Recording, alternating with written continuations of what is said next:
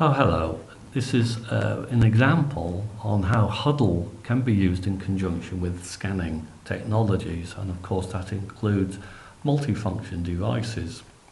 Here we have the Huddle interface, and now by choosing the Files tab, you would be able to choose a defined location where scans are kept.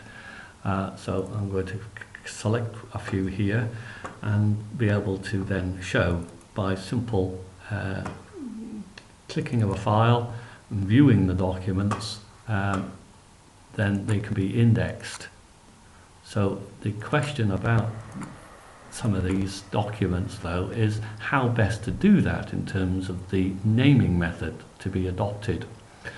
So this example here, I'm going to use an index tab, and the choice can be made as an example where it forces then the action on the documents where they're going to go, and here we're going to use a filing rule which needs to be adhered to, and you can see that it is going to go to the Huddle scans, specifically the forced area of Huddle legal matters.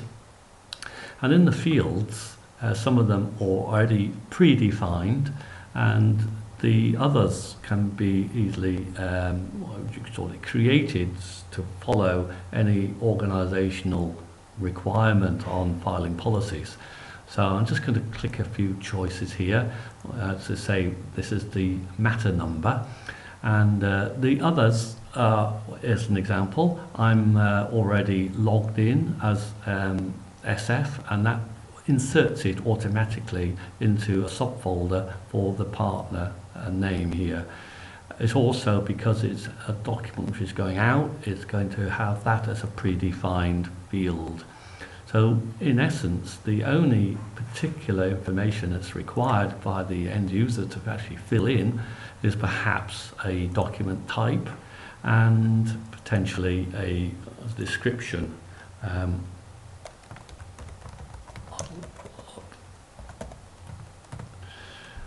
On the generated location tab, this is just to give some feedback for the user, and it can show then in red that the documents are going to be actually created, the folder names and the file name is all going to be created for them within the Huddle system by just clicking a single button called Move.